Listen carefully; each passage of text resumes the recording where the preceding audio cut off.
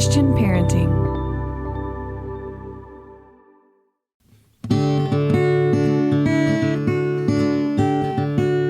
Aloha, friends, and welcome to the Monica Swanson podcast, powered by Christian Parenting. I am Monica Swanson, mom to 4 boys, wife to Dr. Dave, podcast host and author of Boy Mom, Raising Amazing, and the newly released Becoming Homeschoolers. Here on the podcast, it is my goal to bring you practical advice and biblical wisdom for raising amazing kids and building strong families. You can always find show notes over at monicaswanson.com/podcast. I'm so glad you're here, and I hope you'll be encouraged.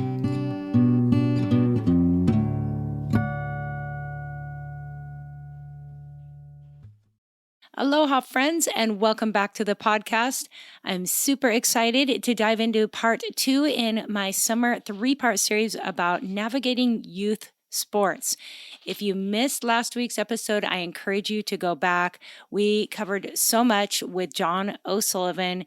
Really a great interview. If you've got kids coming up in the youth sports scene, whether they are just, recreational athletes, or you've got some serious athletes that you want to raise up for, college scholarships or something else, I think John O'Sullivan's wisdom will be helpful to you. And today I'm super excited that my husband, Dave, gets to join me as we bring in a faith element to all of these things, talking about what it means as Christian families to raise young athletes, to raise kids who are participating in sports, sometimes very seriously. We've had some experience with that. We've had to ask ourselves a lot of questions. There's a big conversation in our home, and we love this topic. So really excited to dive in with all of you. And then just so you know, next week I have my son Luke with me, where we're just kind of going from the beginning to the current time in his professional surf career. That'll maybe be a fun one for some of your kids to join in and listen to. But we cover a lot about, his story, some of the challenges along the way, parenting elements, as well as the mental game of being a competitive surfer. So hopefully you will enjoy that. Before we dive in, I want to make sure that those of you who are homeschooling or becoming homeschoolers know about our favorite science and math curriculum, diveintomath.com, where our good friend, Dr. Shorman, teaches great classes in science and math. My 2 oldest sons who went to college and studied engineering and data analytics will say that Dr. Shorman's classes well prepared them for their college experience and even their jobs post-college. Dr. Shorman teaches with a biblical and historical foundation, and he teaches the why of learning math. He uses self-paced courses in a state-of-the-art e-learning system featuring expert video instruction, interactive assignments with auto-grading and grade recording, video solutions, and Q&A support with Dr. Shorman himself. Important to note that Shorman Algebra 1 and 2 teaches every concept on the PSAT, SAT, and ACT with over 200 practice questions. I know my boys took classes up through AP Physics and AP Calculus, and that's hard to find for homeschoolers. So definitely go over to diveintomath.com, check out everything they have to offer. Their customer support is excellent, and I think you're going to be really impressed with everything they have to offer. All right, friends, now I'm going to welcome my husband on as we have this great conversation covering some of the most important faith principles as we navigate youth sports. I hope you're encouraged. All right, friends, I am very excited to welcome my husband, Dr. Dave Swanson, to the podcast. Hey, Dave. Hey, it's great to be here. So I always love it when you are on the podcast, and today we get to talk about one of our favorite things, which is youth sports. Just youth sports? Yes, youth sports. Not like sports in general that you get to do? No, we'll save that for a different one. Okay. Parents who do sports. That'd be fun. We like to do sports together, right? Except when we play horse. And I win. And you had to put that on our podcast. Right. Okay. It's the one thing I can beat you in. Okay. Fair enough, right? Mm-hmm. Okay, but today we get to focus on our kids because that's super important. And let's be honest, it's been a huge part of our married life. And next week, we've got Luke on, and who's going to share a nice long chat about his experience growing up in sports. So that's a fun one. I can't wait to share.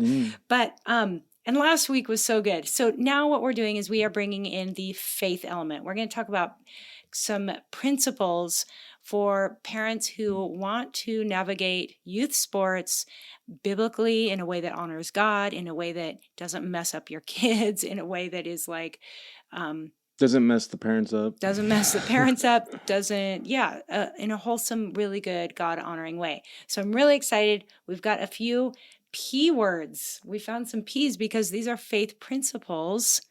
So we're going to talk about 3 P words that are faith principles for navigating sports, right? Principles itself is a P word. It is. It's not So fun. 3 P's that are principles. Yep. Is that what you're saying? Yeah. Okay.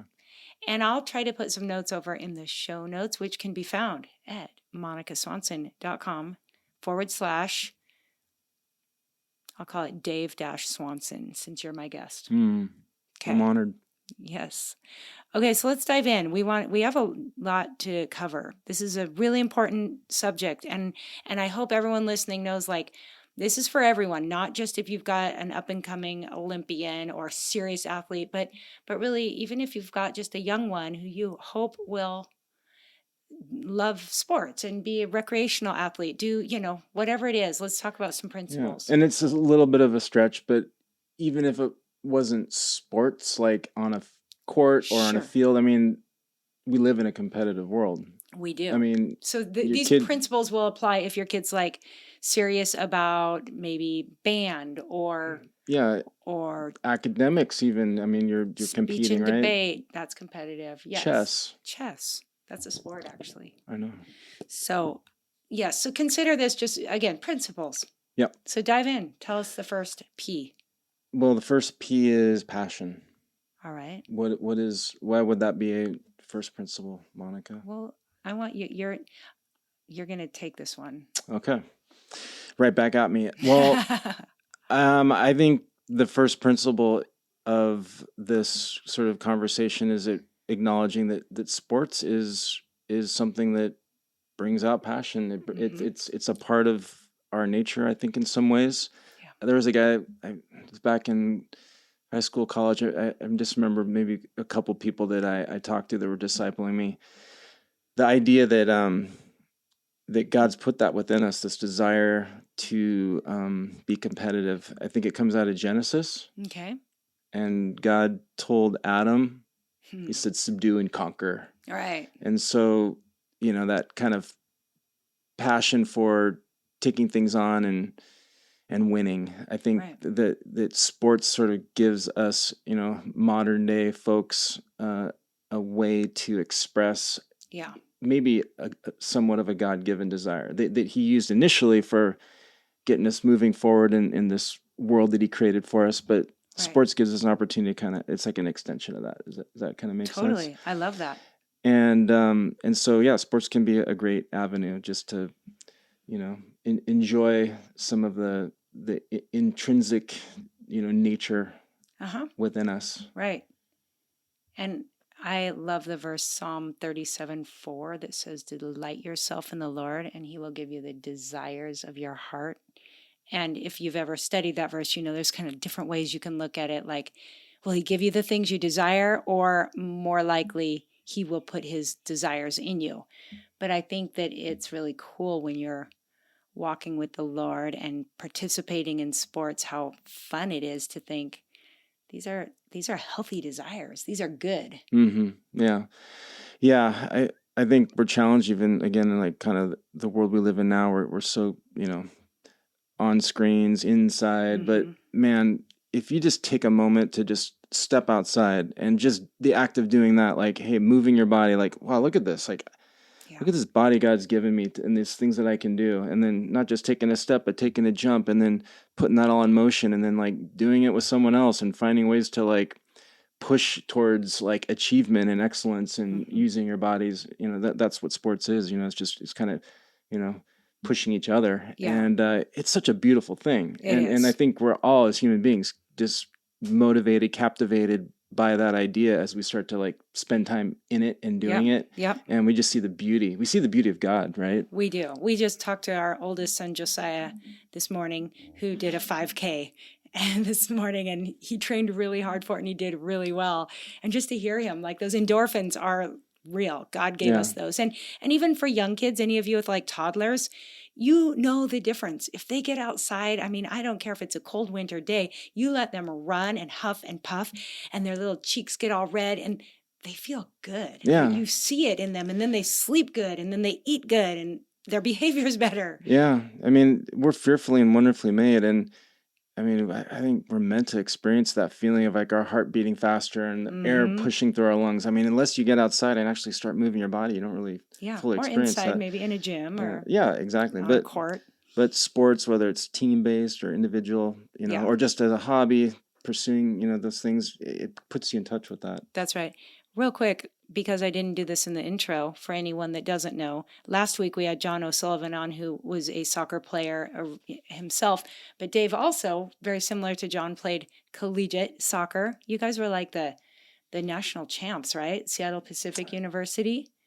That did happen. He just got a ring. His team got like rings. What was that, because you were national champs? Yeah, it's like was years later, but I think literally he's like 54 and he just got the ring, and it's massive. You would think you just won like the Super Bowl, but that was cool. It's big. And then he went on, when we were first married, Dave was playing professional soccer. So he's similar to John O'Sullivan, has that background. And then you were coaching high school soccer when we were first married as well. So we love this topic. I grew up in competitive sports, and we both have just continued to do whatever we can to stay And just to shout you out, you were a college athlete.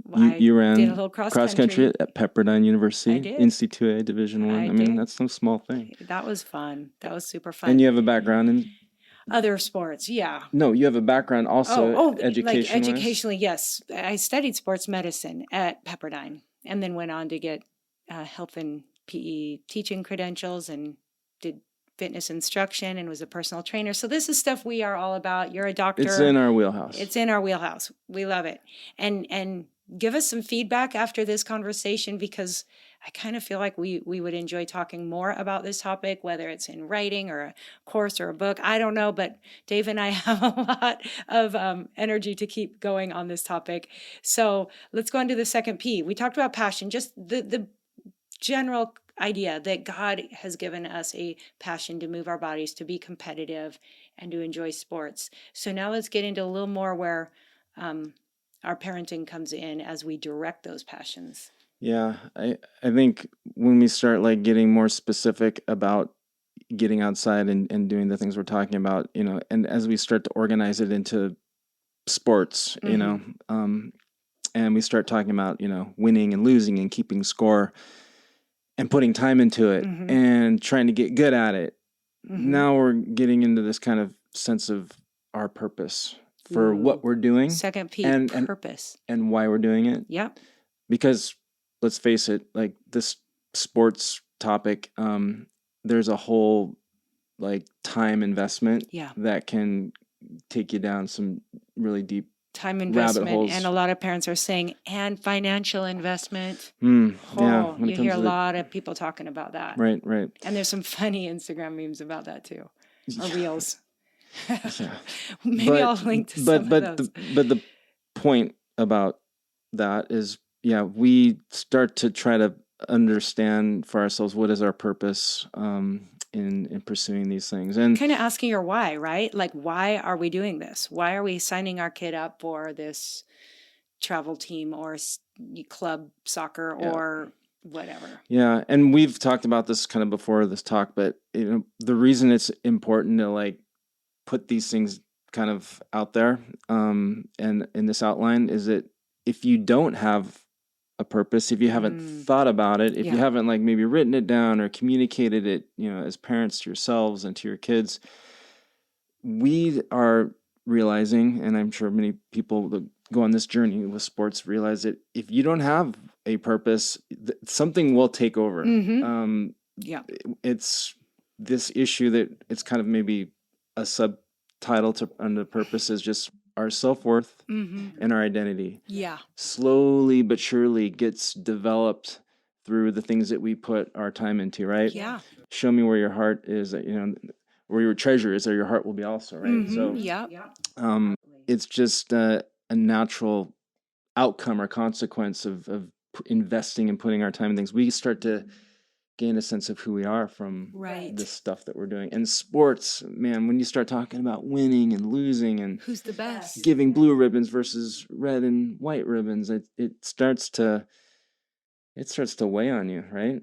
Yeah, because when you get outside of the faith community, you see people doing sports with their own purposes, right? Like when you remove God from it all, there can be a really selfish nature to the sports scene, right? People wanting to just be the best for the sake of like some kind of self-affirmation. They just want to feel good about themselves. Maybe this is where they get their self-worth. It just sports can be very selfish, right? And within the Christian faith community, we're constantly being tempted and challenged. Absolutely. I mean, like we're like the John Calvin quote, the human heart's an idol factory. I mean, man, sports is like right there ready to take on the idol role. Okay, so with that in mind, knowing that it may not come natural, our flesh may not do this naturally, but as Christians, what should our purpose be, Dave? Yeah, well, shout out to a guy named Brian Smith. He's wrote the book, The Christian Athlete. I haven't even read it all, but I read some. I'm going to link to that, guys, in show notes. Yeah. Dave's been really impressed with track the coach, Christian Athlete. Wake Forest track coach, I think. Anyways, he was kind of getting at like, what's the motivation for playing sports in general? And like, there's a lot of superficial ones. You just sort of mentioned some of them, but he said like at the heart of it, at the deeper level for all of us, it's seeking contentment. I mean, and that's probably true of any of our endeavors. We're all looking for contentment, and sports can be one way we try to do that. But, as a Christian athlete and as parents of Christian athletes, we need to try to sort out what that really means for us. And, I think we can go to scripture, right? And there's many verses that speak to the heart of what our purpose is. And it's obviously God's created us to know him and to bring glory to him, right? Right. We're a reflection of God's glory. And the way we live our life and the things that we do are just all about giving God glory. And we're meant for that. We're satisfied in doing that. And sports is just, like we talked about earlier, an extension of what God's done in creating us and giving us these bodies. And it's an opportunity to glorify him with it. And as soon as we start to like shift away and find some other reason that we start elevating, either equal to or above that, that's when the wheels start to fall off, right? Yeah. No, that's huge. And again, I don't think that's an easy thing for any of us, especially for us to expect our kids to totally grasp onto that. Yeah. I mean, it takes some super intentional parenting and it takes some intentionality, right. on the part of our kids. Like, we've talked about this, how we like need to daily remind ourselves. I mean, this is your whole parenting, our parenting verse, right? Yeah. As you walk and lie down, just Deuteronomy chapter putting 6. God's word on. It's like just reminding ourselves, where does our identity, our self-worth come from? Right. Warmer, sunnier days are calling, and no one feels like standing over a hot stove making dinner on a hot summer night. So you can fuel up for your summer evenings with Factor's no prep, no mess meals. Factor's fresh, never frozen meals are dietitian approved and ready to eat in just 2 minutes. That's right, 2 minutes. So no matter how busy you are, you'll always have time to enjoy nutritious, great tasting meals. With 35 different meals and more than 60 add-ons to choose from every week, you'll always have new flavors to explore. So make your day delicious. From breakfast to dessert, stay fueled with easy, nutritious options from Factor. Treat yourself to restaurant quality meals that feature premium ingredients like filet mignon, shrimp, and blackened salmon. Now, you can head over to factormeals.com/Swanson50 and use code Swanson50 to get 50% off your first box plus 20% off your next month. That's code Swanson50 at Factor. Now go enjoy your people and your summertime and less cooking time. Go check out factor.com/Swanson50 and let me know how you like it.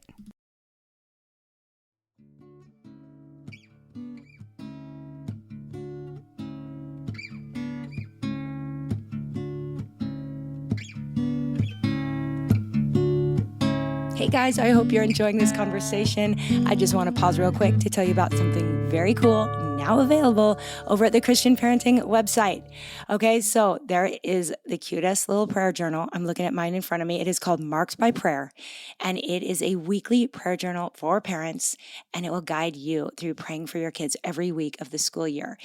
Each week presents a new topic to journal and pray about. Topics include things like generosity, self-discipline, salvation, identity, godly friendships, and more. These are all the things we want our kids to be marked by, attributes that we want them to be marked by. Well, we are guided to pray for these things. And then there's a little section for journaling, some suggested scriptures. You guys, it's really, really good. So you can get your copy over at the website, cpgive.org. Again, the letter CP is in Christian Parenting, give.org. Request your school year prayer journal, and I think you're going to really enjoy it. And then something fun to go with that. If you want to listen to a podcast that is going through these guided prayers and a reflection, Pardon the Mess podcast each Monday is going to be doing that. Now, Pardon the Mess is an awesome podcast. It was Christian Parenting's like OG, their original podcast before the rest of us joined. And it's so good anyways. But on Mondays, they're going to be taking you through the guided prayer and reflection from this prayer journal. So definitely tune in to Pardon the Mess on Mondays.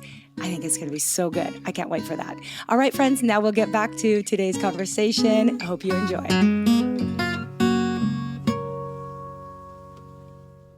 And I think that we've had some conversations here on the podcast about identity in the past, but I think practically speaking for us anyway, that looks like just being really intentional about bringing things up. I think that Tim Tebow's story and his mom has been an inspiration where we know, for example, Luke growing up as a surfer, he put so many hours into surfing. There's no way to balance that by like, okay, he surfed for 4 hours. Now we have to like, you can't really balance that by reading the Bible for 4 hours. I mean, that's great if you can, but what we can do is just bring it up regularly and be sure to tell him, listen, I'm so proud of you.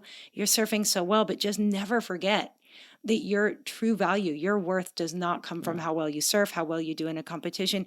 God loves you. He sent his son to die on the cross for you. He has a purpose and a plan for your life. And because of God's love for you, you have great value. Like literally scripting that out. Yeah. You can't say it too much. That's true. And I think you're kind of talking to the point, which I think one way to say this is it's not so much like, okay, I'm going to give equal weight or time to sports, and now, I'm going to go do quiet time for the same. It's more, I think what I would be saying and what you're saying too is it's a mindset that we take into doing sports, into practice, both during or before, during, and after. Yeah. Yes. And we're living that out as we do sports or any other endeavor. We're seeking, like we talked about, glorifying the Lord. And I mean, we can do a whole deep dive on what that really means to glorify God with what we do and honor him. But going back to that guy Brian Smith, he was saying, like, we can use sports. This was a quote I wrote down. We can use and should use sports as a vehicle to give God glory, and only then will we find lasting joy that transcends circumstances. And that's the important thing, is like, man, we got to be so careful of this idol factory heart we have. It just wants to keep replacing God with these things that are just so shallow and temporary, and in the end don't satisfy. I mean, you can have all the trophies, in the world lined up on your shelf. Probably ask any world champion athlete of any sport. I mean, it does not bring lasting satisfaction. Nope. There's always the need to do more and to win one more time and get one more applaud from the crowd. There's no satisfaction, that they can replace when it comes to like. But when you putting God at the center, when you are pointing people to God, there's a great satisfaction you can experience. Yeah, because in doing that, you're glorifying the Lord, right? Yes. And so you're living out the purpose for which God created you for. And it also gives meaning to losses, and when things don't go how you want them to be able to say, wow, I'm going to trust God so much that even if I lose today, I'm going to be able to thank him and trust him because his plans are so good and nothing falls outside of his sovereignty. And so I'm able to, like, that's a huge faith growth moment right there. Yeah. Just taking hold of like Philippians, contentment. Yeah. In all things. 4:11. Contentment in all things. Just that's one of the secrets of having the Lord on your side. And You're able to navigate things no matter what the results are. right. And Luke and I talk about this. I'm like, how awesome that because you know the Lord, you actually can. You can choose to be glad no matter how things go. And I feel sad for people that don't know the Lord because when they lose, they feel like, one, it's all on them. And two, it shakes their self-worth. Yeah. Oh, it just, And I would just add to the thought there, and I'm learning this myself still even now, like in other areas of life, and actually in all areas of life, like the ups and downs, wins, losses, like God is like weaving that into this like tapestry of like what like life is and our life is, and it's all part of like his purpose and plan. Like he's using all these things for our benefit and to help us understand who he is. Yep. And it all makes sense, one day. As if we're walking with him and trusting him, he's going to use that all for his purposes, right? He will. Yes. Yes. And I'm so thankful for the role models we have that can help our kids understand. Yeah. So we can be thankful for, losses, right? We can be thankful for failures, right? Difficulties. Are we moving on to the third P? I know you've got a lot. Yeah. You've been reading and thinking. Priorities, right? Yeah. Let's go on. Third P. So we talked about passion, talked about purpose, which underneath that is identity, self-worth, all of that. And now we're going to talk about priorities, which falls into place right after purpose. Yeah. Because why? Well, yeah, I mean, I think if we get it right with our purpose, then we can start to, be intentional about how we line up. Let's just get practical. How we're going to line up our day. Yeah. How am I going to start my morning when I wake up? Yep. How am I going to end it when I go to bed? Yep. And everything in between. So this idea of priorities and how do we apply that to sports? And I think the point of it is that we need to try to make sure that we're finding balance in our pursuits and our passions. I mean, you can kind of go back to the very beginning. This passion that's within us, this like thing that we've been like kind of handed to us or put inside of our chest, wow, it's there. I feel it. Like, what do I do with it? Okay, I need to, work with it and have God help me understand how to work with it and find purpose in it. Right. But now, like the living that out moment by moment, day by day, how do I work this thing out in a way that's going to be healthy? Right. And you and I have talked about this, is that, one of the pitfalls of this whole, competitive sports is parents just can get completely completely out of balance. It's more the parents than the kids. And they lead to their kids having an out of balance life. And I mean, the whole family's out of balance. Yeah, and a lot of the issue might be parents who are trying to live out their childhood, which maybe they had dysfunctional parents themselves, and they maybe were never able to satisfy their own. Yeah, I've heard that before from other parents when that sort of that quote or comment, but I think even if you were successful, I mean, I'm sure people just want to extend their competitiveness into their kids no matter what. Yes, and we're sinful and selfish too. So you just got to keep it in check, and let your kids figure things out for themselves. But yeah, that's one way things can get out of balance. If you're not finding back to purpose, finding your identity and self-worth and who you are in Christ and what he's called you to be. Yes. And you start getting lost in this like trying to make your kid into some which idol, again falls into other areas of parenting, whether it's you just want your kid to have a successful job or to reflect well on you, to behave well in public. Those are all things we need to keep in check and know that our identity shouldn't be based on our kids' performance. Yeah. But anyways, there's that quote. I've seen it come up like in a couple places, and I think I actually had read it recently. And I don't know the exact number, and I don't know how they got. I know that's maybe it's there's probably math behind this, but it's something close to like 0.02 or 3%. There's a let's say 0.02% chance of that your child's going to become a professional athlete. Yet there's a 100% chance that your child's going to stand before Jesus one day. And that's just a call to parents that in light of that, how are you spending your time and your resources on, with your kids? what percent of your time is invested in preparing for that moment, that day when we're all going to stand and give an account, before the Lord for the life he's given us, the gifts he's given us. Hopefully our children know the Lord and are saved, and it's just going to be more about, enjoying the pleasure of the Lord, just saying, well done, right. Well done, good and faithful servant. And here's your reward. And there's those opportunities for our children when they go to be with him.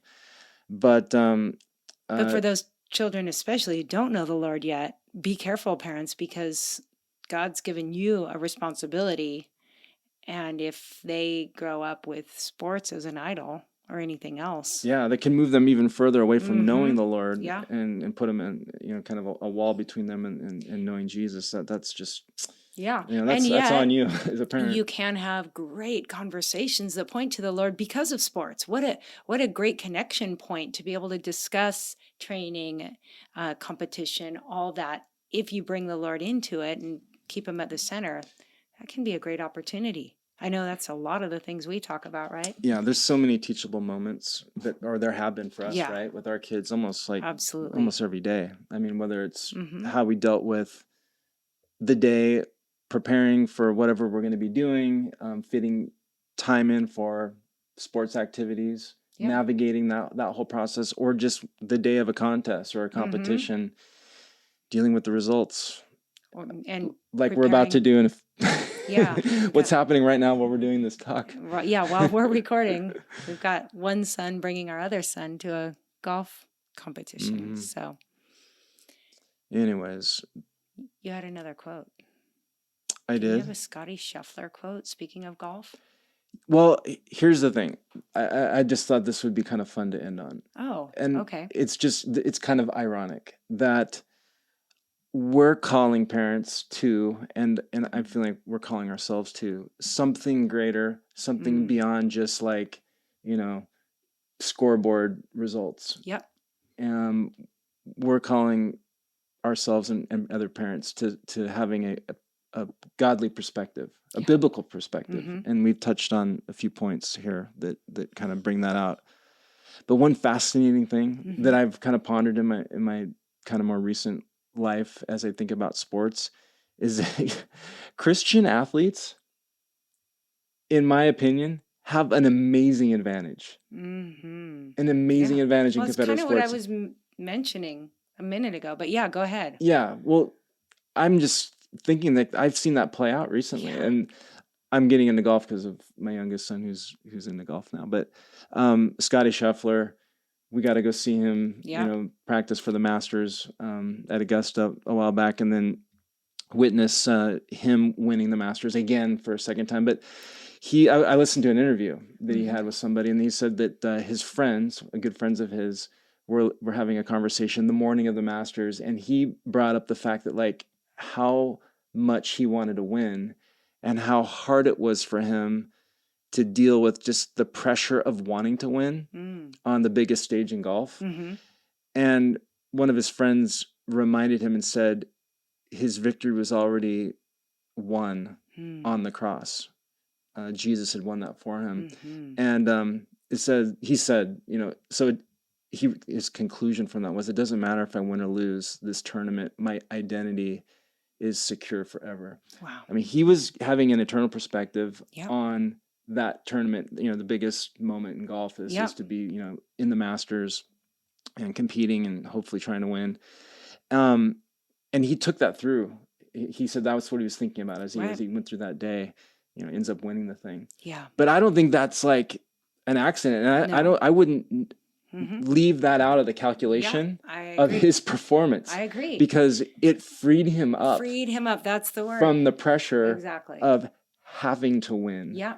He could just play the game. Put it all out there. Knowing that give it his best. Having this like security because in the back of his mind. Because pressure is hard on an athlete. It is. And when you're like, you know what? Either way, I'm loved. I have eternity with Christ. I mean, so this is just icing on the cake. It is. And I think it can make such a difference. You think about athletes that have their sense of self-worth coming from who God says they are, that they're a child of God, that they're forgiven, accepted, completed Yep. in Christ. There's nothing that can change that. Yep. They can walk onto a sports field and see 1,000 people out in the crowd and say, you know what? Not one of those people's opinion in the end really matters. Wow. There's only one opinion in the Preach. universe that matters, and that's what God Preach. thinks of me. Yeah. And I he's already told me. Right. And he loves me so much that he was willing to die for me. Yeah. There we go. If you take that into any competitive, environment, any sports field, any court, Right. I think it's just a game changer. So what we're giving you today is not Secret only sauce. faith perspectives, but honestly, if you want to raise a champion, I'm going to say this has made a difference in Luke surfing. Oh, yeah. Huge difference in Luke surfing. You're going to hear more from him next week. But I'd say put this to any sport and you're going to see like amazing things happen.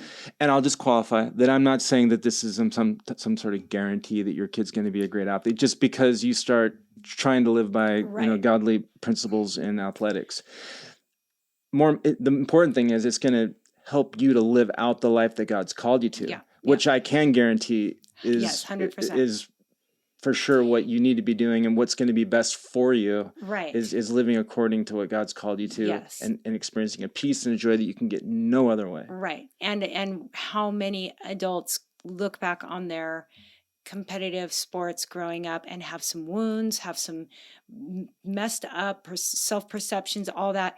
You can help your kid avoid all of that by just helping them be grounded in their identity in Christ, and that whether that leads to them being champions or whether that just gives them a healthy way of exiting when that day comes. Yeah. Or taking the lessons that they've learned from the experiences in sports into the next chapters of their life. Yes. Knowing that God's going to walk with them through the next, ups and downs. Such good stuff. Wow. I love it. So, passion sports are given to us because God's made us people who can be passionate about competition and physical activity. That's all good. There's a purpose in it, which is to glorify God. And then keeping your priorities in order will be a game changer in all of this. So there's your 3 principles, right? Mm-hmm. Good stuff. Thanks, Dave. I love this. And we've had some little fun chats on Instagram as we've gone running and brought up sports topics. Maybe we'll do some more of those, but I'll link to anything I think of in our show notes. Mm-hmm. Any final words? I would say that most important, parents, make sure that your kids are introduced to who Jesus is, because none of what we just shared with you matters, and none of it's relevant until your child knows their Creator, right, and knows the love that He has for them and what He's done for them, right, and are in a saving relationship with Him. Amen. And if any of you haven't read Raising Amazing, Dave does have a word to the dads at the end of each chapter of my book, Raising Amazing. Dave did a great job of that. And you know what? One theme that comes up over and over in Raising Amazing, and I think is worth mentioning here, is so much of this too is modeling. So parents, if you are getting your own self-worth from anything other than the Lord, your job, your own performance in any area of life, your kids are going to pick up on that. So maybe step 1 will be some self-reflection, having some honest conversations, maybe mom and dad together, and making sure that you're keeping your eyes on the Lord as well, and then passing that on to your kids. 100%. Yeah. We're not preaching to you, we're preaching to ourselves, and all of the stuff we're sharing. These are real-time conversations. We're speaking out of lessons that we've learned, and we're still learning, continuing to learn. Yeah. So we humbly just share these words with you. One beggar leading another beggar to where the food's at. So that's right. All right, guys, hope that was an encouragement to you. And again, be sure to catch some really helpful just principles from about youth sports from last week's episode, and then come back next week to hear Luke. After all we've talked about, you can kind of hear it from our son himself as he talks about his entire career, start to current. Make sure you've got some time for that one. Or you can break it up, but he talked for a long time, and I loved every minute of it, so I hope you do too. All right, Dave, thanks so much. Okay. And we will be back another time. God bless you guys. Have a wonderful rest of your week. And until next time, aloha.